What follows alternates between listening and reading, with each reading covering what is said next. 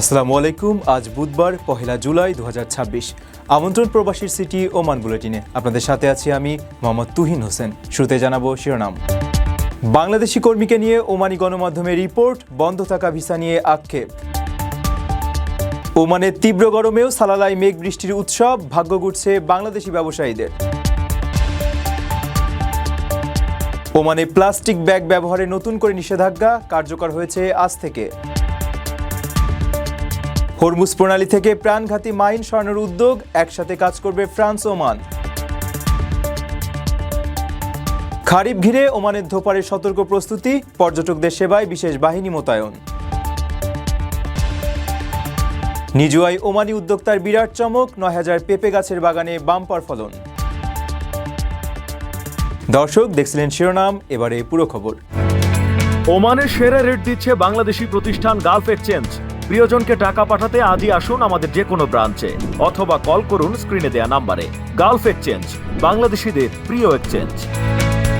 ওমানের স্থানীয় গণমাধ্যম দ্য অ্যারাবিয়ান স্টোরিজে বাংলাদেশি প্রবাসী নিকাশ দাসের প্রায় ২০ বছরের সফল ব্যবসায়িক যাত্রার গল্প উঠে এসেছে।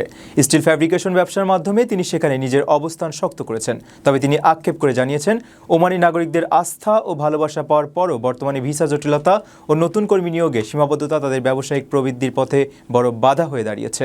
নাম নিকাশ দাস, বাংলাদেশ। ওমানের মাটিতে দীর্ঘ প্রায় ২ দশক ধরে ব্যবসা পরিচালনা করছেন বাংলাদেশি প্রবাসী নিকাশ দাস। ২০০৭ সাল থেকে ওমানের স্টিলের ব্যবসার সঙ্গে যুক্ত এই উদ্যোক্তা প্রতিকূলতা জয় করে নিজের ক্যারিয়ার এবং পরিবার নিয়ে গড়ে তুলেছেন এক সফল জীবন।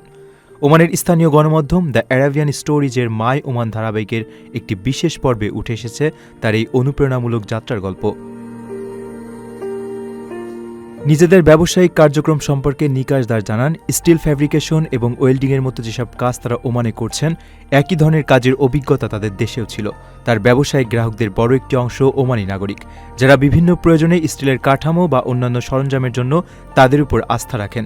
বর্তমানে ৩ জন কর্মী নিয়ে তাদের এই ব্যবসা চললেও ভিসা জটিলতায় নতুন কর্মী নিয়োগে সমস্যার সম্মুখীন হতে হচ্ছে বলেও জানান তিনি। নিকাশ দাস অকপটে স্বীকার করেন, ওমানের মানুষ অত্যন্ত ভালো এবং তারা সবসময় প্রবাসীদের প্রতি সদয়। তার মতে, অন্যের প্রতি ভালো আচরণ করলে ওমানিরাও বিনিময়ে সমান আন্তরিকতা দেখান। কর্মক্ষেত্রে কোনো সমস্যা নেই, বরং শ্রমিকের অভাবই তাদের ব্যবসায়িক প্রবৃদ্ধির পথে বড় বাধা হিসেবে কাজ করছে বলে জানান তিনি। ওমানের প্রতি গভীর কৃতজ্ঞতা প্রকাশ করে নিকাশ বলেন, যারা এই দেশে থেকে জীবিকা নির্বাহ করছেন তাদের অবশ্যই ওমানের প্রতি শ্রদ্ধা রাখা উচিত। তিনি আন্তরিকভাবেই ওমানের সমৃদ্ধি ও শান্তির জন্য প্রার্থনা করেন। নিজ জন্মভূমির পর ওমানকে বর্তমানে নিজের দ্বিতীয় ঘর মনে করেন এই উদ্যোক্তা। প্রবাসীদের জন্য নির্মাণ হচ্ছে দেশের প্রথম স্মার্ট সিটি, যেখানে থাকছে স্কুল, মসজিদ, হাসপাতাল, সুইমিং পুল, হেলিপ্যাড, পাঠাগার, জিম, সুপারমার্কেট, শিশু পার্ক সহ সকল নাগরিক সুবিধা। মাত্র ৩০ লাখ টাকা বিনিয়োগে মিলছে আকর্ষণীয় ফ্ল্যাট। প্লাটিনাম ইনভেস্টরদের জন্য ঢাকা বিমানবন্দরে ভিআইপি প্রোটোকল সুবিধা। বিস্তারিত জানতে যোগাযোগ করুন স্ক্রিনে দেয়া হোয়াটসঅ্যাপ অথবা ইমো নাম্বারে। দেশের অন্যান্য অঞ্চলে তীব্র দাবদাহ থাকলেও ওমানের সালালা অঞ্চল এখন খারিফ মৌসুমের প্রভাবে এক টুকরো স্বর্গে পরিণত হয়েছে। পাহাড়ের শীতল আবহাওয়া ও হালকা বৃষ্টির টানে পর্যটকদের ব্যাপক ভিড় শুরু হয়েছে অঞ্চলটিতে। এই পর্যটন জোয়ারে বেড়েছে হোটেল, রেস্তোরাঁ ও পরিবহন খাতে কর্মরত বাংলাদেশি ব্যবসায়ীদের আয় ও কর্মব্যস্ততা, যা প্রবাসীদের জন্য এক নতুন অর্থনৈতিক সম্ভাবনা তৈরি করেছে। দেশের অন্য প্রান্তে যখন তীব্র তাপপ্রবাহের অস্থিরতা, তখন মরুর দেশ ওমানের সালালা অঞ্চলে সেজেছে এক ভিন্ন সাজে। মূলত ভারত মহাসাগর থেকে আসা মৌসুমি বায়ুর প্রভাবে জুনের শেষ ভাগ থেকে সেপ্টেম্বর পর্যন্ত চলা খারিফ মৌসুমে সালালা যেন এক স্বর্গে পরিণত হয়। মরুভূমির তপ্ত আবহাওয়া ছাপিয়ে পাহাড়ের চূড়ায় এখন ১২ থেকে ২৫ ডিগ্রি সেলসিয়াসের মনোরম শীতলতা। ঘন কুয়াশা, মেঘের আনাগোনা আর গুড়ি গুড়ি বৃষ্টির ছোঁয়ায় রুক্ষ পাহাড়গুলো পরিণত হয়েছে সবুজের এক অবিশ্বাস্য সমারোহে। প্রকৃতির এই অনন্য রূপান্তর আর শীতল আবহাওয়ার টানে এখন সালালায় ভিড় জমাচ্ছেন পর্যটকেরা। সালালার এই পর্যটন মৌসুম কেবল প্রাকৃতিক সৌন্দর্যের জন্য নয়, ঐতিহাসিক গুরুত্বের জন্য সমানভাবে আকর্ষণীয়। প্রাচীনকাল থেকেই ধোপার অঞ্চলটি বিশ্বের অন্যতম সুগন্ধি লোবান উৎপাদনের কেন্দ্র হিসেবে সুপরিচিত। পর্যটকদের ব্যাপক উপস্থিতিতে সালালা জুড়ে এখন হোটেল, রেস্তোরাঁ এবং পরিবহন খাতের ব্যবসায় চলছে দারুণ ব্যস্ততা। আর এই পর্যটন জোয়ারের সরাসরি সুফল পাচ্ছেন ওমানে কর্মরত প্রবাসী বাংলাদেশিরা। খারিফ মৌসুমকে কেন্দ্র করে পর্যটন সংশ্লিষ্ট খাতে তাদের কর্মব্যস্ততা এবং আয় স্বাভাবিক সময়ের তুলনায় কয়েক গুণ বেড়ে যায়। প্রকৃতির এমন বৈচিত্র্যময় রূপ আর শীতল আবহাওয়া সালালাকে অনেকের কাছে পরিচিত করে তুলেছে মধ্যপ্রাচ্যের সুইজারল্যান্ড হিসেবে। মাস্কাট বা অন্যান্য শহরের ৪৫ থেকে ৫০ ডিগ্রি সেলসিয়াসের তীব্র দাবদাহের বিপরীতে সালালার এই শীতল পরিবেশ পর্যটক ও প্রবাসীদের জন্য এক স্বস্তির নিঃশ্বাস হয়ে এসেছে, যা একদিকে বিনোদন, আবার ওমান প্রবাসী বাংলাদেশিদের অর্থনৈতিক সমৃদ্ধিতেও নতুন গতি সঞ্চার করছে। আপনার স্বপ্নগুলো আকাশ ছুবে প্রবাসীর হেলিকপ্টারের মাধ্যমে। বিয়ে, জন্মদিন অথবা যে কোনো বিশেষ প্রয়োজনে হেলিকপ্টার ভাড়া করতে যোগাযোগ করুন স্ক্রিনে দেয়া নাম্বারে। প্রবাসীর হেলিকপ্টার, নিরাপদ ও সাশ্রয়ী বাহনের বিশ্বস্ত নাম। পরিবেশ দূষণ রোধে ওমানে একবার ব্যবহারযোগ্য প্লাস্টিক শপিং ব্যাগের উপর নিষেধাজ্ঞার পঞ্চম ধাপ আজ থেকে কার্যকর হয়েছে। মাস্কাট পৌরসভার নতুন এই আদেশের ফলে এখন থেকে গয়নার দোকান, আসবাবপত্রের শোরুম, গাড়ির ডিলারশিপ এবং কার কেয়ার সেন্টারগুলোতে প্লাস্টিক ব্যাগের ব্যবহার সম্পূর্ণ নিষিদ্ধ থাকবে। টেকসই অভ্যাস গড়ে তোলার লক্ষ্যে পর্যায়ক্রমিক এই উদ্যোগটি কঠোরভাবে প্রয়োগ করা হচ্ছে। আজ থেকে ওমানে সিঙ্গেল ইউজ বা একবার ব্যবহারযোগ্য প্লাস্টিক শপিং ব্যাগের উপর নিষেধাজ্ঞার পঞ্চম ধাপ কার্যকর করার ঘোষণা দিয়েছে মাস্কাট পৌরসভা। পরিবেশ দূষণ রোধ ও টেকসই অভ্যাস গড়ে তোলার বৃহত্তর লক্ষ্যমাত্রাকে সামনে রেখেই এই সিদ্ধান্ত নেওয়া হয়েছে। নতুন এই ধাপে ২০২৪ সালের ৮ নম্বর নির্দেশনার বিধানগুলোর কঠোরভাবে প্রয়োগ করা হবে। এর ফলে নতুন করে বেশ কয়েকটি ব্যবসায়িক খাত এই নিষেধাজ্ঞার আওতায় আসবে।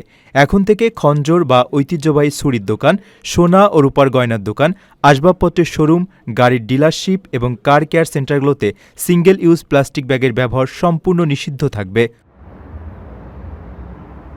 পৌরসভার পক্ষ থেকে জানানো হয়েছে, পর্যায়ক্রমিক এই উদ্যোগটি মূলত প্লাস্টিক শপিং ব্যাগের উপর মানুষের নির্ভরতা কমানোর একটি সুদূরপ্রসারী পদক্ষেপ।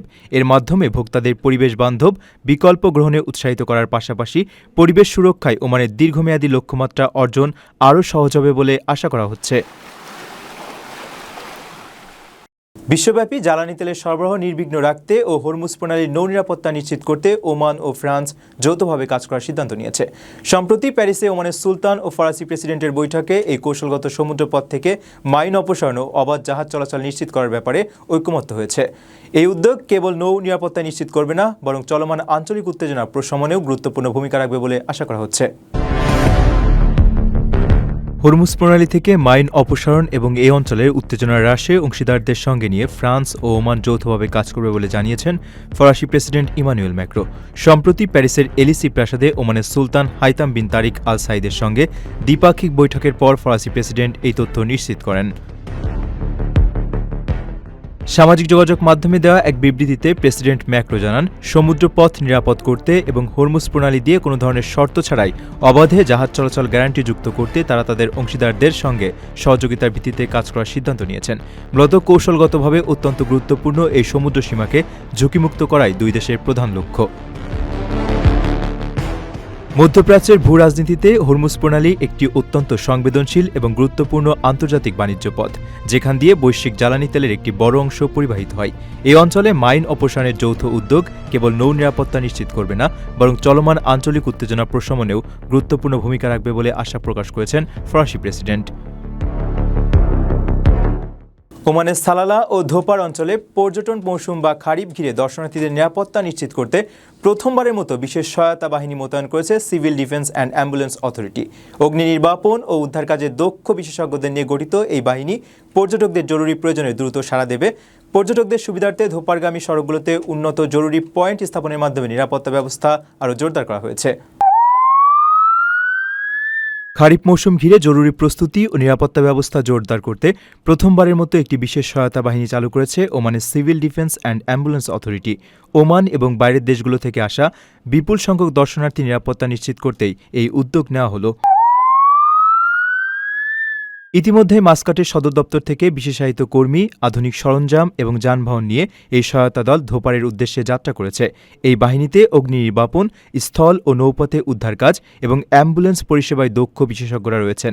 যে কোনো ধরনের জরুরি পরিস্থিতি মোকাবেলা এবং দ্রুত সাড়া দেওয়ার সক্ষমতা বাড়াতে তাদের সঙ্গে যুক্ত করা হয়েছে অত্যাধুনিক সব সরঞ্জাম।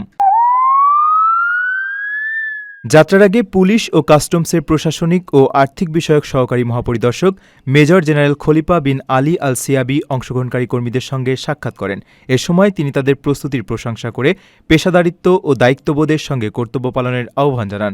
পর্যটকদের যাতায়াত বৃদ্ধির এই সময়ে উদ্ধার ও অ্যাম্বুলেন্স পরিষেবা দ্রুততর করতে ধোপারগামী সড়কগুলোতে উন্নত জরুরি পয়েন্ট স্থাপন করা হবে। ওমানের নিজোয়া প্রদেশে ফয়সাল নামের এক ওমানি উদ্যোক্তা 4 একর জমিতে 9,000 পেঁপে গাছের বিশাল খামার গড়ে তুলেছেন। আধুনিক ডিপ ইরিগেশন ও জৈব সার ব্যবহারের মাধ্যমে এই বাগানে রেড লেডি জাতের হাইব্রিড পেঁপের বাম্পার ফলন পাওয়া যাচ্ছে, যা থেকে সপ্তাহে 3 টন পর্যন্ত ফলন স্থানীয় বাজারের চাহিদা মেটাচ্ছে। এই প্রকল্পটি মরুভূমিতে টেকসই কৃষির বিকাশে নতুন সম্ভাবনার দ্বার খুলে দিয়েছে ওমানে। ওমানের স্থানীয় কৃষিজ উৎপাদন বাড়াতে দারুণ এক উদ্যোগ নিয়েছেন ফয়সাল নামের এক ওমানি উদ্যোক্তা। দেশটির নিজোয়া প্রদেশে প্রায় 4 একর জায়গা জুড়ে একটি বিশাল পেঁপের খামার গড়ে তুলেছেন তিনি। এই বাগানে রোপণ করা হয়েছে প্রায় 9,000 পেঁপে গাছ, যেখান থেকে প্রতি সপ্তাহে 3 টন পর্যন্ত ফলন পাওয়া যাচ্ছে। এই কৃষিপল্লীতে মূলত তাইওয়ানিজ রেড লেডি জাতের হাইব্রিড পেঁপে চাষ করা হচ্ছে। দ্রুত ফলন, উচ্চ উৎপাদনশীলতা এবং চমৎকার গুণগত মানের জন্য এই জাতটি বেশ সমাদৃত। খামারের উদ্যোক্তা আল বাহারি জানান, এই বাগান থেকে বছর জুড়েই সতেজ পেঁপে সরবরাহ করা সম্ভব হচ্ছে। প্রতি সপ্তাহে তোলা 2 থেকে 3 টন পেঁপে নিজুয়া, বাহালা, আলহামরা এবং সালালা কেন্দ্রীয় বাজারের মাধ্যমে ক্রেতাদের কাছে পৌঁছে যাচ্ছে। তুলনামূলক ছোট জায়গা হওয়া সত্ত্বেও নিবিড় চাষ পদ্ধতি এবং বছরব্যাপী ফলনশীল জাত ব্যবহারের কারণে এই প্রকল্পে উচ্চ ফলন নিশ্চিত করা গেছে।